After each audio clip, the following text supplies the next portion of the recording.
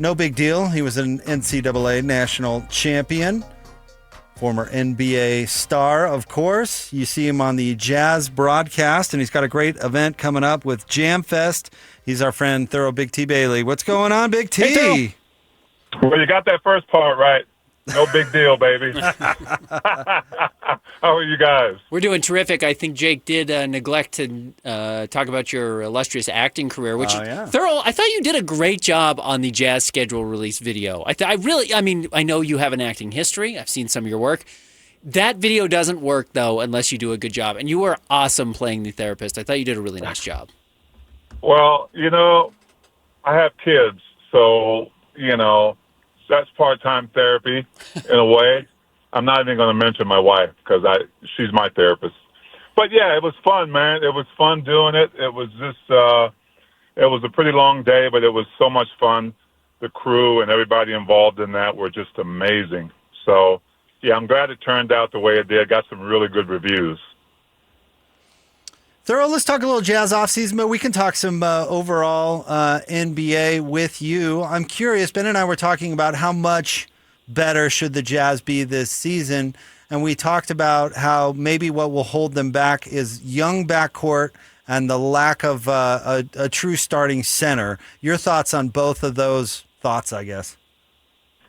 Well, of course, we're talking about on paper, right? I mean, because everything has to be proven, but when I look at the possibilities and I look at the potential of what this Jazz team can be this year, and that's based on the growth I saw in the young players. So I think some of what you guys are saying is correct. I mean, you still, even as a young player, you're still going to be developing and trying to prove yourself. I think we know what some of the vets can do, right? We know what Triple J did in Memphis. Can it totally translate or be better in Utah? Can Lauri Markkanen be better? I think he can.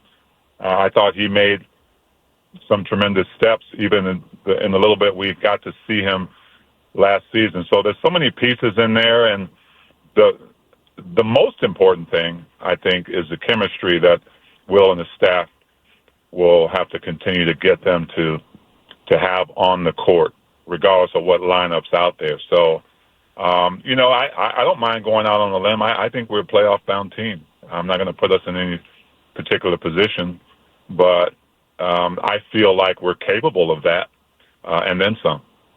How do you think Will Hardy – what do you think Will Hardy has learned over the last 4 years? Because the expectations are totally different. Now, we've seen him have some really good starts to some seasons, and the Jazz have traded away players at the deadline, and then they've closed really poorly, but he's had some 500 records through the first 4 months of the season or so, twice. What do you expect from him now in year 5? Well, realistically, and cards on the table, those have all been developmental years. Those have all have been positional years to get to this point. And look, that was no guarantee either. But I think Will is really ready to show his coaching ability full out. Not that he hasn't shown it in the past years. I think he's done a fantastic job with everything involved. But with the cast of characters that he has now, it's going to be, I think, a little more challenging for him, to be able to put the right guys in the right places to succeed. We've seen him do that even in tough seasons, but now you're talking about let's go win. And so I think we know what the core is going to be. I think not as challenged, but I think, and it likes to be challenged, but I think that next 6th, 7th, and 8th guy or 9th guy, that core group that you have to have to compete in this league. It's not just about your stars or your core 5. They've got to have some support. And so I think that's where he'll probably be most challenged. But I'm excited. I'm excited to see Will go out and do his thing because it's time. What does a good season next year look like for Ace Bailey? It's a good question. since I am a Bailey, let me put myself in the Bailey's shoes. Put on your therapy hat. Yeah. Your old jersey. Yeah. I think it's nothing but upward. I think he's had enough of a taste, and he's been thrown in the fire enough, the developmental fire enough for his second year to be high expectations for him, first of all. I don't think the Jazz or Will and the staff are going to overload him with, mega responsibilities. But what he did last year, he's got to bring it better. First thing I'm going to be looking for is, what did you do with your body in the off season? That's an important factor because as a rookie, you went through some things early on in the season, missed some games. And some of those injuries can't be avoided, but I think he's learned that in this league, you've got to be conditioned and trained for the long haul. And the next part, I think, of Ace, I think Ace, even as a rookie, had a pretty good IQ. It got better as he started to learn the language that he needed to learn for the Jazz, and as he got more comfortable on both sides of the ball. I mean, some of the defensive things he did were incredible. We know he's athletic. So what will be his superpower is the question. And I think those things can start to be brought to light in your second year as you get more comfortable. His chemistry with Darren Peterson, that's going to be important, right? You've got to earn a starting role. It's not just going to be given to you. But I think he can do that. What type of a challenge is Jaren Jackson Jr. facing coming into a team, being expected to bring a winning culture with him, what he's learned in Memphis, and trying to get this young team with Lowry Markkanen up to speed? Yeah, I think when you make a transition like that as a high-profile, accomplished player like Tripp, you might have to sacrifice some things in your game, right, for the betterment of the team. You may have to improve some things like rebounding because you have lost, you're talking Walker Kessler, that was a pretty decent piece on the boards. So that's going to have to be consumed by multiple guys, including Tripp. So I think his transition is going, I think this is something that he has been probably wishing for, to be in this kind of dynamic and this kind of culture. That's important. That's vital. And to help turn that into a winning culture. And I think his timing is great. And I think the Jazz made the right move at the right time to get the right guy.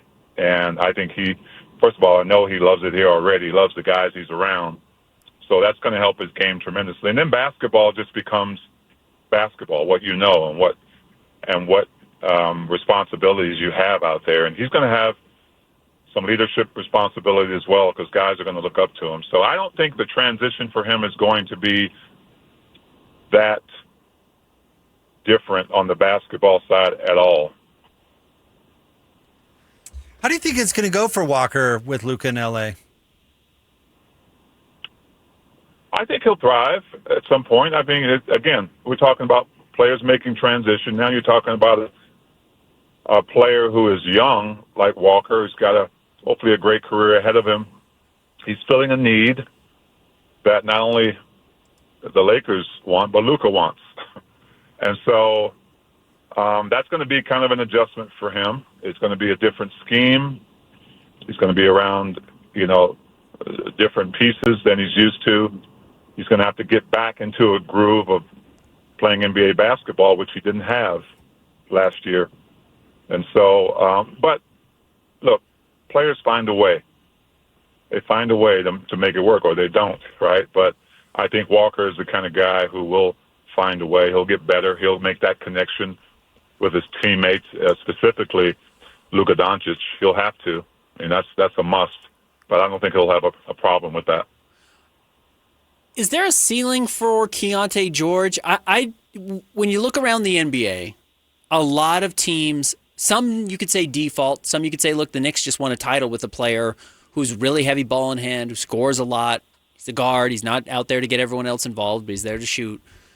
What is the ideal role, do you think, for Keyonte George, considering how much talent there is on this team around him? I don't know if there's one ideal role for him. I think he's shown that he can be good in multiple roles, depending on who he's out there with, depending on whether he's on the ball or off of it. And I say this probably about every player, that the defense can always be better, especially when you're a point or your security right there is guarding the ball best you can. Now, it's hard in this league because I think Keyonte's to the point where most players can't guard him one-on-one. That's just the talent in our league. But I don't know if Keyonte has even gotten close to his ceiling yet. If it is, it's glass. And he can go above and beyond, I think. Look, I went out on a limb, it was a thick limb, say I think he's going to be this coming season. Of course, the Jazz have to win games, but I think Keyonte is at that point. I think he's shown me enough to say, look, there's no going back. We know what you can bring, and we know what you brought. Now it's about being consistent. It's about what nuances can you bring now on both ends, and how can you help this team win. But, yeah, for his short career right up to this point, my goodness, Keyonte's pretty darn special. Thurl, Cleveland this year extended Donovan Mitchell, and then today the big news is they signed James Harden to a 3-year, $97 million contract. You watched Donovan Mitchell play for a long time. Is that duo good enough to get over the hump in the East?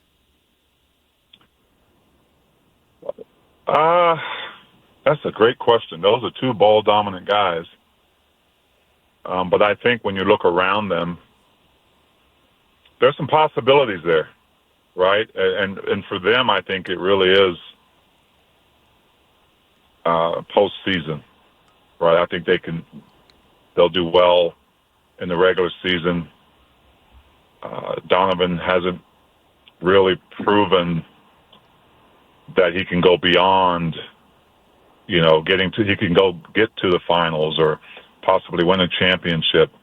And not that he has to do it by himself, but there has to be buy-in that he's your guy, and then has to be buy-in from him that he doesn't have to do everything. So is James the right guy? Of course they think he is. You go ahead, old man. But I don't know. A lot of these teams are trending younger. A lot of these teams in the NBA are trending defensive-minded first. So, I don't know, man. I'm not sold on it yet, but that's just me. Thurl, you have a tournament coming up. You've got you're helping host and represent a very exciting tournament coming up here in the state of Utah. Yeah, it's my tournament, man. It's called Jamfest. This is our third year in a row, and it's growing every year. We're in Sandy the last couple of years, right north of the Southtown Mall in the promenade there on Centennial Parkway. But it's next weekend. It's the 29th, and I call it Jamfest because it is an outdoor 3-on-3 basketball tournament. And that's kind of old school to a lot of people, but the young players are starting to learn about it, from 8 years old to adulthood, boys and girls, men and women. So a lot of great competition, all outdoors. And we've got one more week. We're giving away some cool prizes, too, guys, for the next week before the tournament starts. If you go on my Instagram, which is Big T Bailey, this first prize that we're giving away are a lot of great movies coming out. So a bunch of Megaplex movie tickets. I'm not going to tell you the other prizes, but in there somewhere are some Jazz tickets. And it's going to be a great season to watch them. So if you want to go to jamfestutah.com or go to my Instagram at Big T Bailey and just go sign your team up. You can bring 5 players, so you got 2 subs. So you and Ben, get the rest of your squad. We got all kinds of levels. I just picked up a Baku electric scooter for one of our prize giveaways. We've got contests going on. So even if you don't play basketball, there's something for everyone with vendors. And SME Steel is our presenting sponsor this year. We've got a lot of great partners. So it's going to be a great, great full day. You guys should check it out. If you're not working, come on by and check it out and get involved in the three-point shooting contest. Thurl, you do have me curious because you were talking about 3-on-3. I grew up playing 3-on-3. I'm sure Jake did as well. What was your high school basketball career like? I don't know anything about your prep career. That's because they didn't keep all that stuff now. That's all archived somewhere in somebody's basement. Were you a big recruit? Did you win a lot in high school? What was your story? Well, I got cut twice in junior high. And I was 6'5" and 6'7" in the 7th and 8th grade. So I didn't really start playing until I got to high school. Played 1 year under a different guy who saw some potential in me when I was in the 9th grade, but didn't play. I played JV my first year of high school. And then at the end of my junior year was when I really started to click. It takes us big guys a little longer. But I was starting to get coordinated. I developed my hook shot, a little jump shot on the baseline. So mostly the local schools started first. John Thompson at Georgetown wanted me. I got recruited by Dean Smith at North Carolina until they signed James Worthy, and they stopped coming to my house. And then Lefty Giselle at Maryland in College Park. So there were a number of schools that came after me, and I chose Norm Sloan at NC State. He had won a national championship with David Thompson in '74. So and then he left after my first year. So my second year was when Jimmy V came. So that's kind of my career in a nutshell. But my high school wasn't super exciting because I was just learning the game, and I loved it. Dr. J was really kind of my idol early on, so I wanted to try to to follow his success. But yeah, I wasn't a great high school player. I came into my own probably my senior year. Still, I bet that junior high coach feels dumb. Well, no, because I probably would have done the same thing to me. If you had seen me, dude, I couldn't walk and chew gum. It's about your lens, man. Those 2 years that he cut me, told me not to come back, and fortunately for me, he got a job at another school the next year, and then another coach came in. I tried out, and I was still bad, but he brought me into his office and said, if you want to be good, I'll come in 1 hour before practice. We'll practice 2 hours. I'll come in 1 hour after if you're willing to make a commitment. Dude, I had nothing else growing up in D.C., Maryland area, so I committed to him and didn't play that much my first year of junior. I went in for the jump balls, guys. Got the jump balls and came right back out. I played average 2.3 seconds per game as a 9th grader. But my parents were proud of me, and I was happy to be on the team. And then that's kind of the story of my beginning, and it's all history after that. So Ben, my buddy Justin from college lives in Prince George's County now, and his kids go to a school, and the principal of the school is a huge Jazz fan because of Thurl Big T Bailey. So I had Thurl. You remember this, Thurl? I had you sign a hat. And we sent that hat to that principal. Long story short, they're the most popular family at that particular school because Thurl is not only a legend in Utah and, of course, in Raleigh, North Carolina, but right there in Maryland as well. And you're always so nice. And, yeah, that was a big deal. Well, I got to give a shout-out to one of the guys who helped us win that NCAA tournament, the center of our team, Cozell McQueen. Just passed away a couple of weeks ago, and he was really the center, the gravity of what we couldn't shoot it at all, but he thought he could. But what he did really well was he was a force to be reckoned with at the rim, and may he rest in peace. But yeah, man, 43 years later, guys, people are still talking about what we accomplished, so it must have meant something to people. Pretty cool. All right, Jamfest is going down August 29th. You can register and get more information at jamfestutah.com. It's going to be just north of the Southtown Mall right there in that sandy promenade. You're not going to want to miss it. jamfestutah.com. Thurl, thank you for coming on with us. Good luck with the 3-on-3 tournament. I'm sure it's going to be amazing. Excited We appreciate to see you soon, Thurl. Thank you, guys. Make sure they go hit my Instagram at Big T Bailey. Get those prizes. Do it up. Thanks, Very Thurl. cool. Thank you, guys.